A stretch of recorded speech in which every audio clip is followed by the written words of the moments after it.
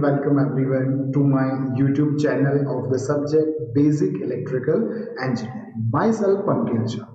So in today's video we are starting a new chapter and the name of chapter is Electrical Machines. So in this chapter we will see different type of electrical machines. Basically the construction of that electric machine and working principle of that electric machine. So we will see the machines like three-phase induction motor, single-phase induction motor, DC machines and AC generator that is known as the alternator. So let's begin with the first machine of this chapter and which is known as the three-phase induction motor. Three-phase induction motor is widely used in industries because for three-phase induction motor three-phase supply is required. So it is not used in domestic purpose but it is used in industrial purpose. In most of the domestic purpose we are using the single-phase induction motor because at our home single-phase supply is available.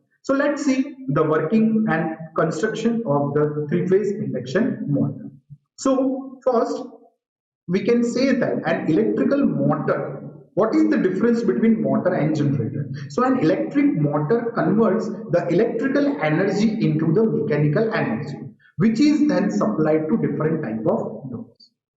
Induction motors are the motors which work on the alternating voltage AC supply. Induction motors are having two types. One type is the three-phase induction motor and another type is the single-phase induction motor. Three-phase induction motors are widely used for the industrial applications mainly because of they have simple and rugged construction, low cost, high efficiency, self-starting torque and low maintenance. So let's talk about the three-phase induction motor. So first part is the construction of three-phase induction motor. So you can see there are in any type of electrical motors there are two types. One is the stator and another one is the rotor. So stator are always the stationary parts of any type of electric machines and rotor are the rotating type of part of in any type of electric machine. So let's first talk about a stator of three-phase induction motor. So this is the stationary part of a motor. It is made up of silicon steel stampings. When a complete stator is assembled, the slots are formed inside that stator to place the field or frill winding, or you can say the stator winding. Slots may be open or semi-open type. Three-phase windings are accommodated in these slots, the slots which we made on the stator core. So basically the windings can be placed in that stator slots in a star or delta manner because we have seen in the AC circuit chapter that the windings, three-phase windings can be connected in a star or a delta.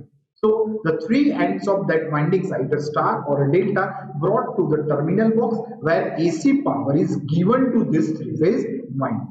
So you can see this diagram. In this diagram, one stator is shown here. This is a stator frame, outer frame. Inside it is a stator core. In that stator core, there are so many slots, and on that slots we have placed some stator windings. And inside that stator there is a rotor, and rotor we will discuss later on. And the terminals, the windings from the stator is brought together to the terminal box and we are giving three-phase AC supply to this three-phase winding.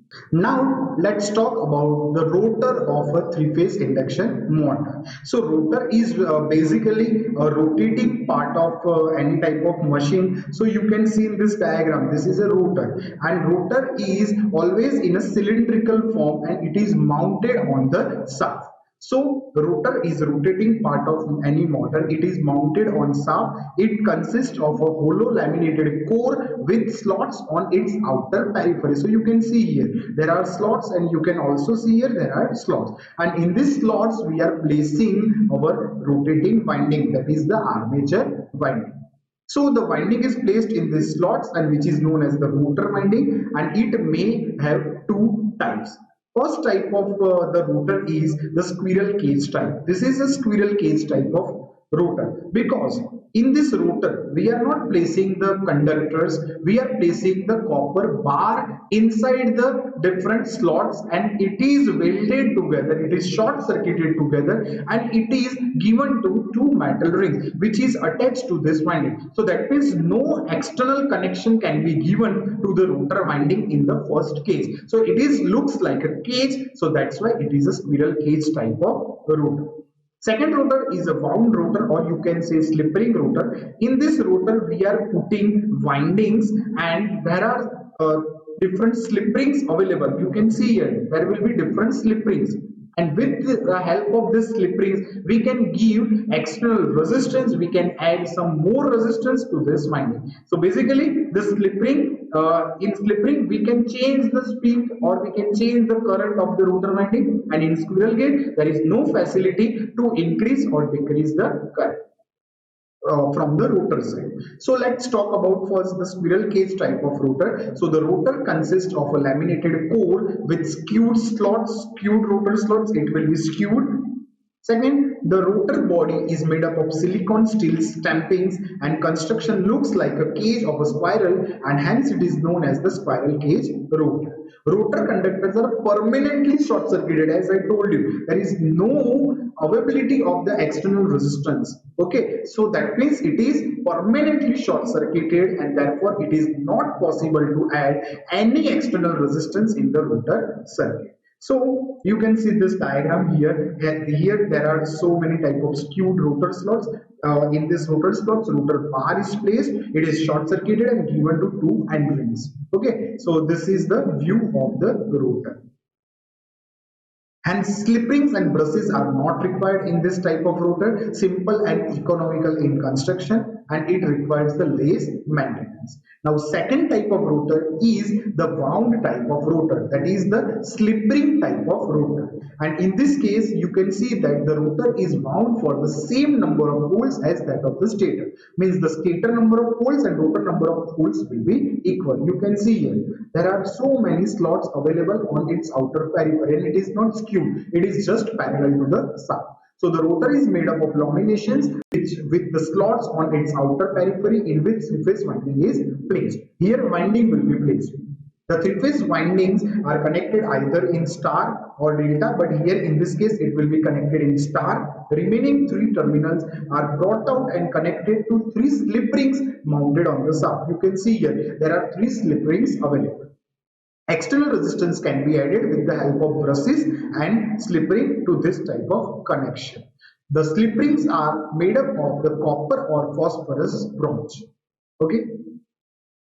When running under the normal condition, the slip rings are short circuited, no need to add the external resistance. As a regular three-phase winding is used for this type of rotor, this rotor is known as the phase wound rotor type, and it is also known as the slip ring type of rotor. Now let's see the comparison between slip ring and squirrel cage type of rotor. So the other name of slip ring is the phase wound of rotor, and other name of squirrel cage rotor is the cage wound.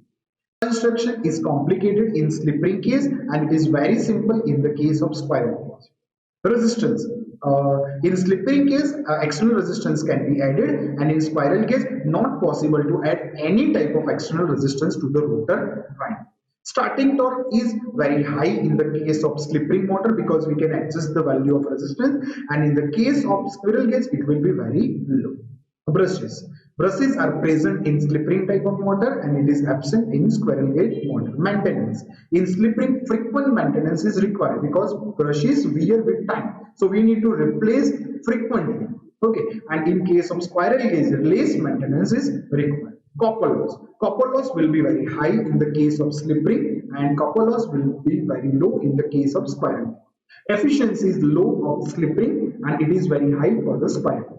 Speed control is possible in slip ring, and it is not possible in squirrel cage type of rotor. Power factor is low in case of slip ring, and it is high in case of squirrel cage. Cost. Slip ring type of motor is costly because brushes and slip rings are required. That's why it is costly, and it is cheaper of squirrel cage. Starting current. Starting current is low in case of slip ring type of motor, and it is high in case of squirrel cage type of rotor. Uses.